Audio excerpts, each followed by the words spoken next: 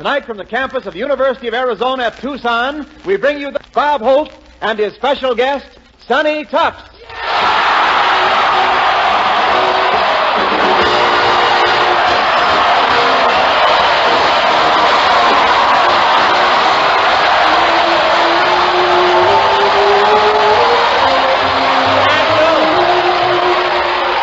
Thank you very much. Thank you. I hope the basketball team hears that, too. How do you do, ladies and gentlemen?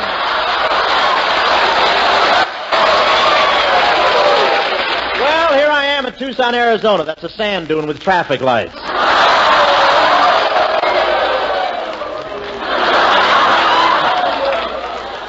I'm just kidding. I got my laugh. It's a lovely city. And everybody here dresses like cowboys, and it's pretty confusing, too. You don't dare take a chance on whistling at a pair of high heels until they get close enough to smell the perfume. I know. I spent all last night doing the rumba with a foreman from the Double R.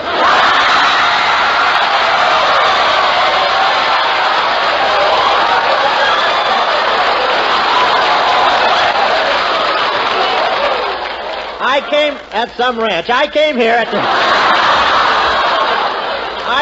at the request of the Academy Award Committee. When I asked them for my Oscar, they suggested I go to a place with a very warm climate. I used to live in the West, you know. I punched cows for 5 years, and somebody showed me how to milk them.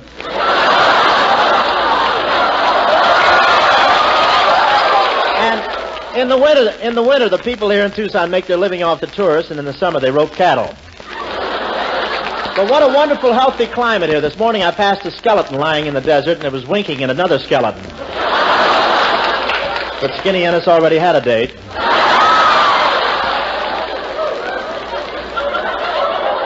And they're so proud of their health record here, they don't have an obituary column. If somebody dies, they just say he got in bad with Dick Tracy. Yes, sir, it's really dry here, and it's wonderful. These students can throw a spitball, and by the time it reaches the teacher, they're exonerated by evaporation.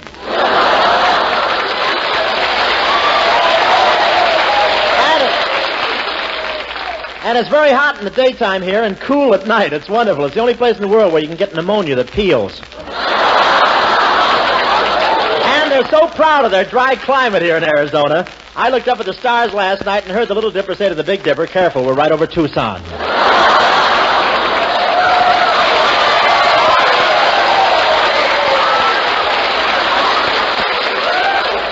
Yes, sir, it's really dry. They're so desperate for moisture around here. The gophers tease the rattlesnakes just to get them to hiss at them. And this is rodeo week here in Tucson. Rodeo week, that's the week everybody dresses like Crosby.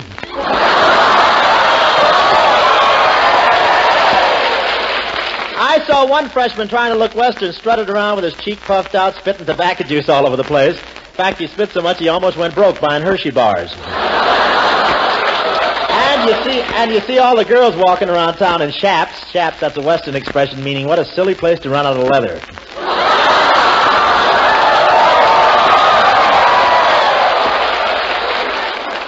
And some of these students even wear bandanas around their neck, but most of them get up early enough to wash.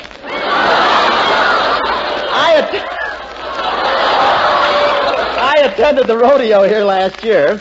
They knew I was a champion rider, and they did everything to make it tough. In fact, just as I was getting on the horse, some wise guy stole the ladder right out from under me. I did pretty well, though. I stayed on a wild bull for 15 minutes, then they let him out of the pen. What a steer. He came out so fast, he'd thrown me 3 times before his hide caught up with us. The steer took one leap, and the next thing I knew, a pilot tapped me on the shoulder and said, "Look, Bub, as long as you're going to be there first, you take the mail."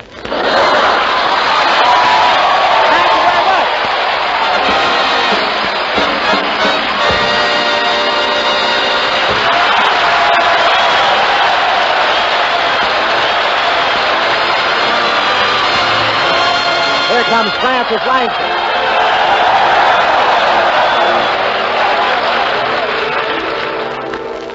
I can't begin to tell you how much you mean to me.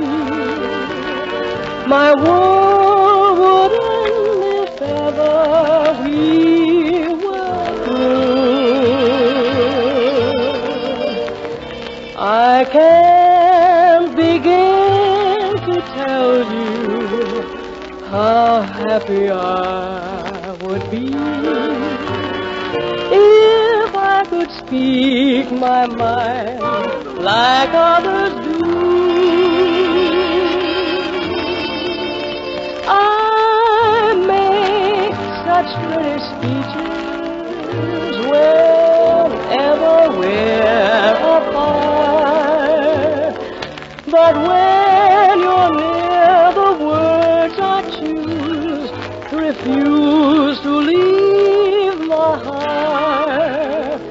So take the sweetest phrases the world has ever known and make believe I've said them all to you.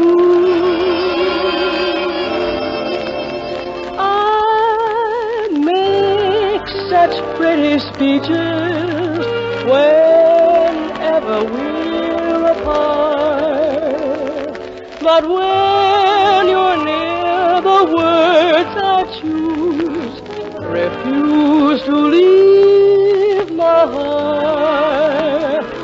So take the sweetest phrases the world has ever known and make believe I've said them all to you.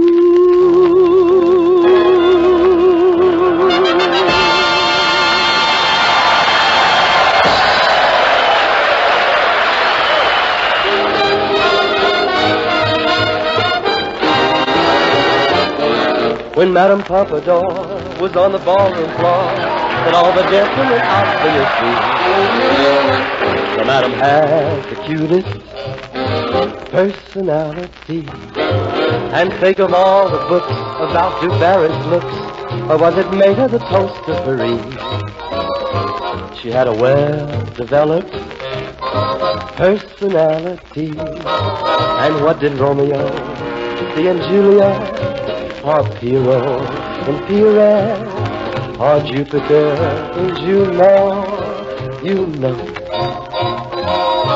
And when Salome danced and had the boys entranced, no doubt it must have been easy to see that she knew how to use her personality.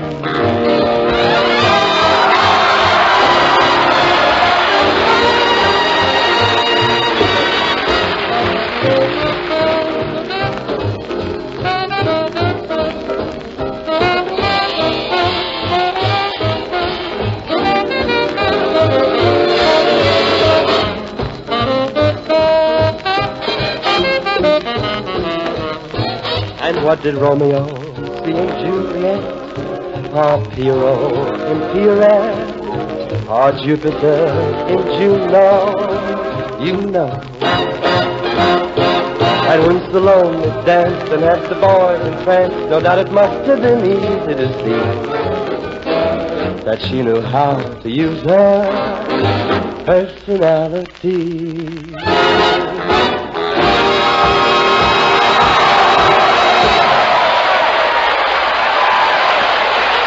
Wonderful, Skinny.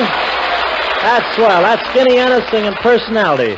Little song from Road to Utopia, starring Dorothy Lamour and a cheese grafter. And now, I have pleasure in presenting one of my good friends who has become one of Hollywood's most popular and capable stars. You've seen him in any number of successful screen efforts, and you'll soon see him again in Paramount's Miss Susie Slagle. Here he is, that big blonde boy. Here he is, Sonny Tufts, right here.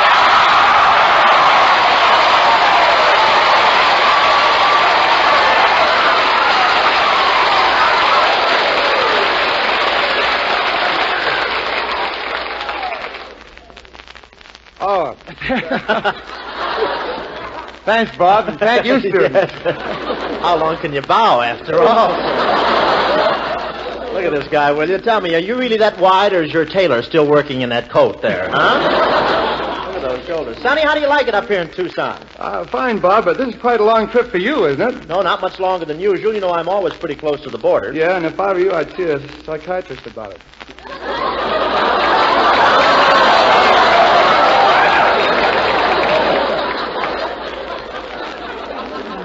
be careful, Tufts. The bigger they are, the harder I fall. I mean, you know, Sonny, we're lucky to be here in Tucson during Rodeo Week. Rodeo Week? Yeah, that's the week everybody has to wear Western outfits to give their regular laundry a chance to be sent back from home.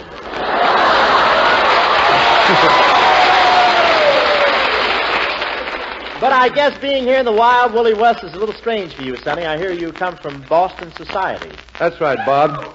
My family dates way back to the Mayflower. Pilgrims or donuts?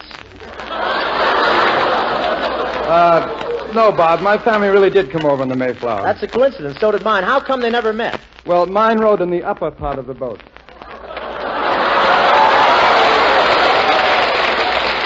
Yeah, well, mine had fresh milk all the way across. But anyway...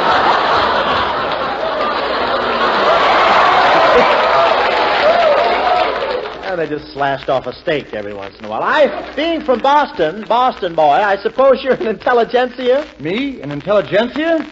What's wrong? Is it dirty?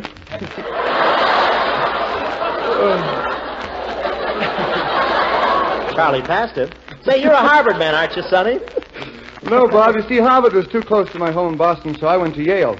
See, I wanted to be like the other kids. What do you mean? Well, I wanted to be able to write home for money.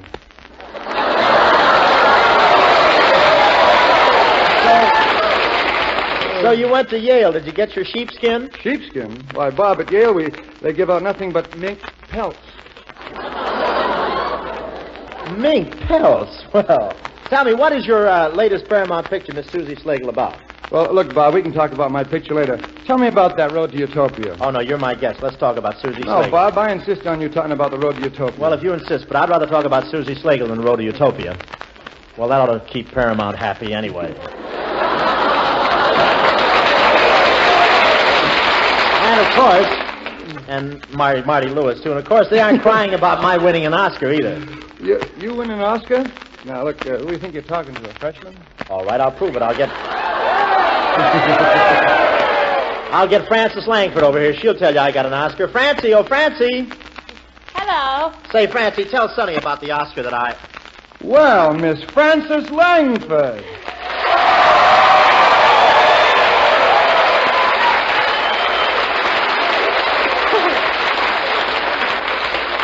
Well, Mr. Sonny Tufts. Oh, you can call me Tuftsy Wupsy. And you can call me Francie Wancy. You know, you can get that way from listening to Onesie Tuesday. Frances, did Bob really get an Oscar? Well, with a stretch of the imagination, you could call it that. Actually, it was a miniature one, about the size of a thimble. Oh, then it wasn't a real Oscar. What do you mean? It was the one Crosby got last year, worn down from the polishing.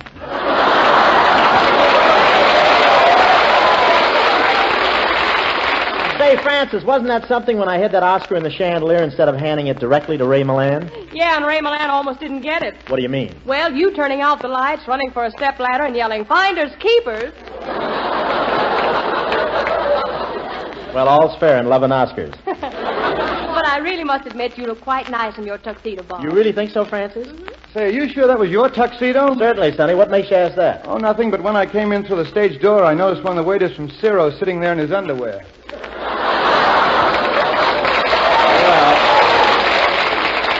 Well, we're even now. That's the way they leave me after I pay my check. Well, I'll see you men later. I've got a date with one of the boys in the college band. Oh, really? Yes. Don't go near Sabina Canyon.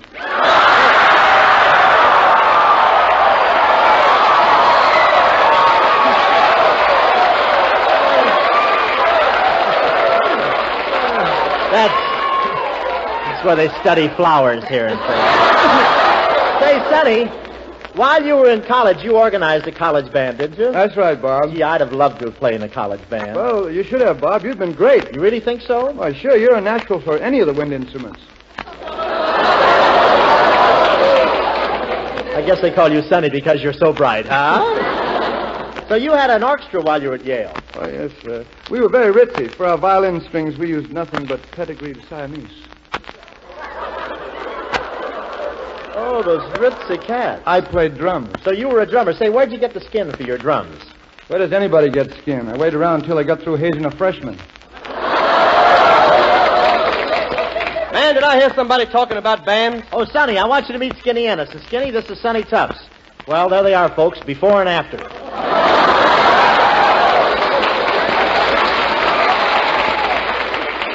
This is Skinny Ennis? Yep. What do you wind him up? Wait a minute. You guys have a lot in common. You both had bands when you were in college. Well, how about that? What school, partner? Yale. I'm a Yankee. What'd he say? Yankee. Man down south, a word like that would never get on the radio. Can I lead your band for just one number, Skinny? Help yourself. All right, Yankee. boys.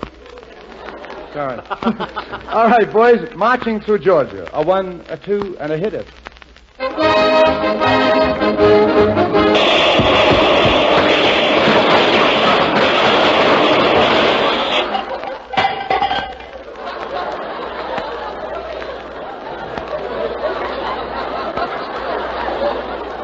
Was that Marching Through Georgia?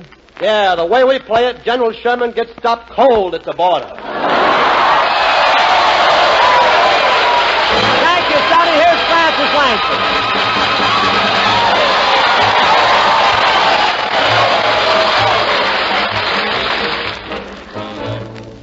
You came, I was alone.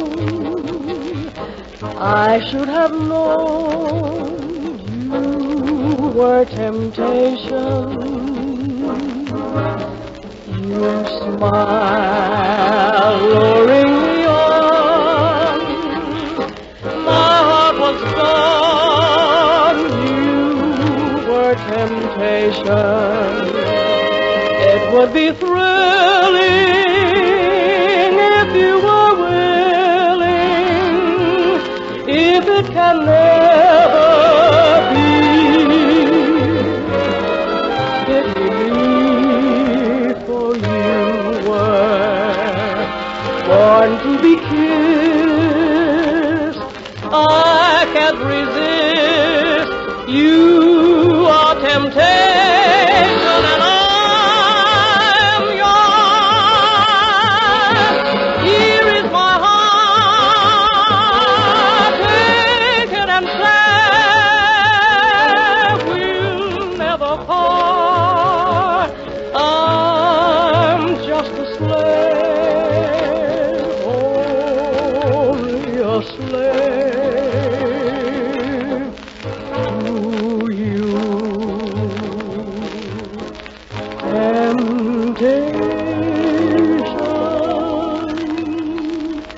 I'm yours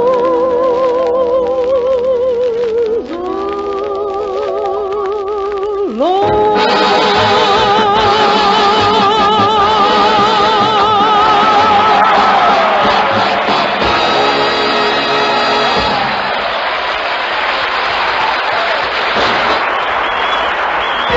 Here comes Skinny Ennis.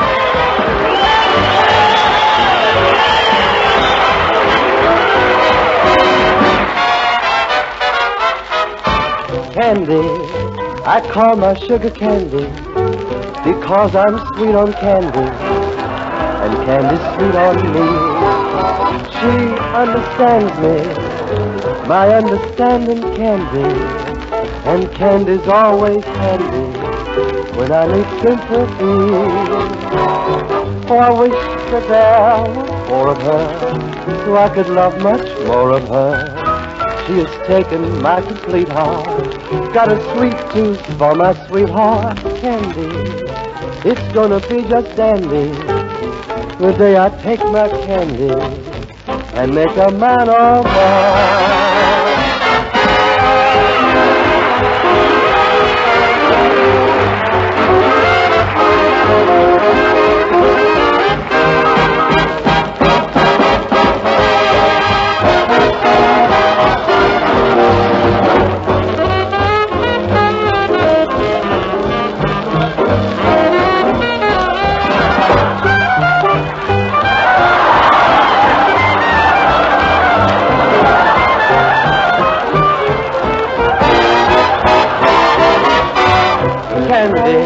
It's gonna be just dandy the day I take my candy and make a man of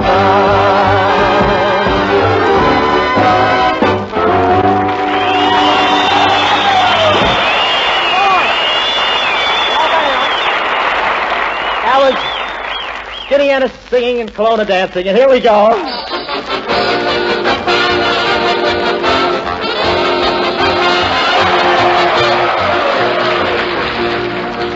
In honor of our guest, Sonny Tufts, we now present our own version of Miss Susie Slagle, entitled Young Dr. Tufts Starts at the Bottom, or It Happened in the Old Main Basement. If the characters portrayed show any resemblance to people living, you can be sure they're not the patients. As our story unfolds, we find two young interns, Bob Hope and Sonny Tufts, witnessing their first operation. I can't stand this, I tell you. Get me out of here. I'm going to pass out quick. Somebody get me some water. Bob, pull yourself together. Pull myself together. Yeah. Pull yourself together. After all, you've seen a splinter taken out before. Yeah, but not out of me. That's the last time I'll ever sit down on a cactus. Calling all doctors. Calling all doctors. Go over at once to the University of Arizona. Freshman has eaten 47 hamburgers, 123 hot dogs, 200 chocolate sodas, and 96 banana splits. That is all.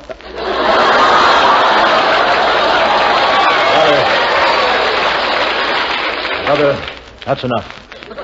Come on, Sonny, let's hop in this ambulance and get over to the university. Yeah, we gotta hurry. Do you have a siren in the car? Yeah, and we can pick one up for you when we get to the college. Let's go.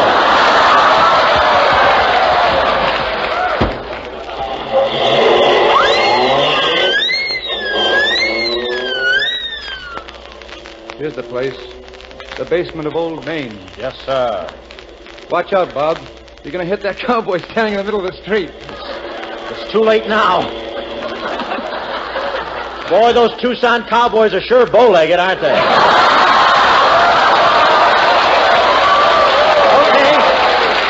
Okay, stop the car, Sonny.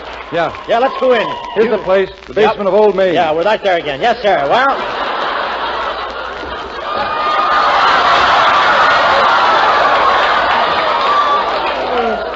we went around the building. Well, let's go in. You grab one end of the stretcher, and I'll grab the other. Okay.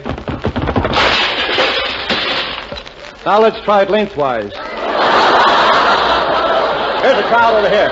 One side. Where's the patient? Doctor, here's the emergency case. It's Skinny Ennis, a freshman. He just ate 47 hamburgers. He ate 47 hamburgers. How much was the check? I don't know. He ate that, too. Oh, I'm sick. What's the idea of tackling all that beef? Don't you know the rodeo is next week? Gee, Bob, but I ate 47 hamburgers. 47 hamburgers. Weren't you a bit wild? I guess so. But how often do you find a co-ed with money?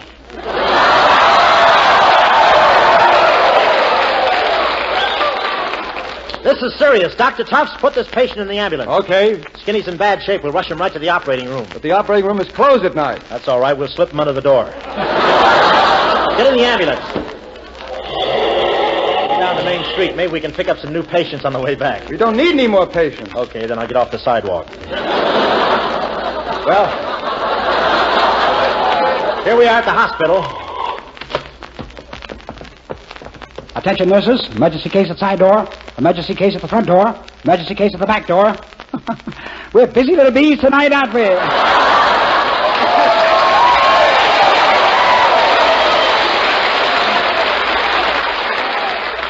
Colonna, you're in charge here? That's right, Hope. J. Penicillin Colonna. MD, PhD, LLD, and DDT. And DDT? Did I hear you say DDT? Tut, my boy. Don't look so frightened. We only use it on the smaller type of insect. Here's the patient, Dr. Colonna. Hiya, Doc. Gad, didn't see the steamroller, eh? Well, I'll live, Doc. One thing at a time, my boy. I haven't decided if you're alive yet. Here comes my nurse. Hello. Hubba. He's alive.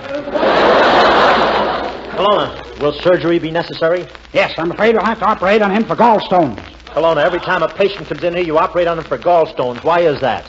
I'm building a new home.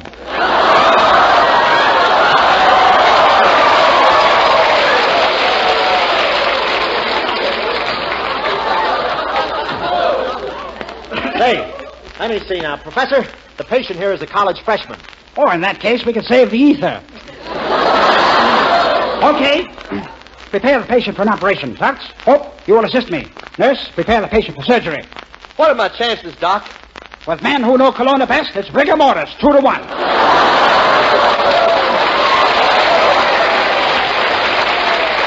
Colonna, look. Dr. Colonna, what makes you so headstrong? Oh, send it to gym class every day. I send it to gym class every day. You said it all. Send it to gym class. Yeah, well, we got that part, yeah. Nice time for your voice to change. It's okay. What's your system? Say. See?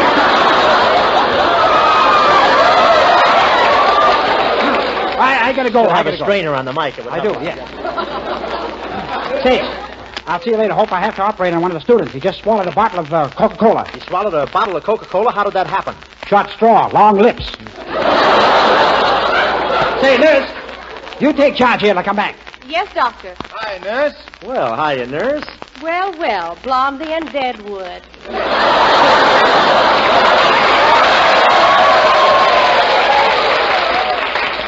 Hiya, Starchy. Hiya, tall, dark, and antiseptic. For a change. This hospital has got an antiseptic smell, hasn't it? Yes, but you're gaining on it.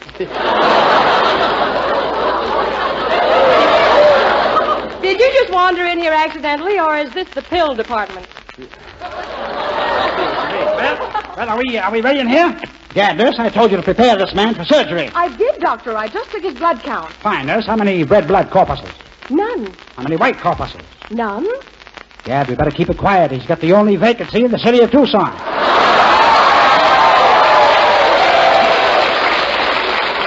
Well, let's get to it. Hope, you start the operation. Okay, I'll start it. First, I'll check his condition. Pulse, Pulse, respiration, respiration, heart. chaperone marks.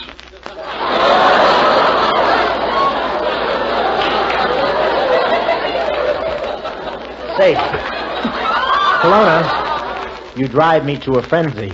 Okay, Hope, and be sure to ask her if she's got a frenzy for me. All right, let's go. Now, men, let's get ready to operate. First, we'll wash up. Okay, Professor. Okay, Hope, now give me the rag and I'll soap your back. Well, let's get started. Hand me my saw. Colonna, you've sawed the patient in half. So he thought I was back at vaudeville. And now for the incision. Ready, Tufts?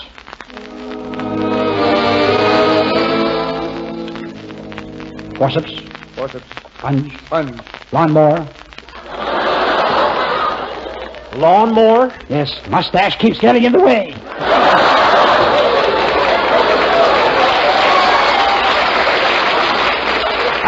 There we are. There we are. There. Have you made the incision, Colonna? Yes, Hope. Dad, I see what's wrong with him. He has a bad case of heartburn. A bad case of heartburn. Is there anything I can do, Colonna? Yes, Hope, you hold him down. I'll run for the marshmallows. Colonna, do you think you can save Skinny? Yes, but, men, this is a very difficult and delicate operation. We'll all get to work together on it. Are you ready? Yes, we're ready. Okay, let's go. All get in there and fight. Here we go. Everybody got to get operation.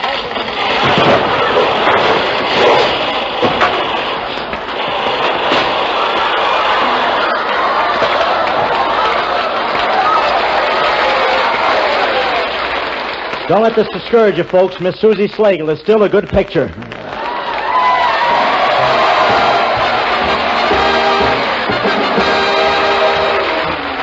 All thanks for the memory of Arizona U and Tucson City, too.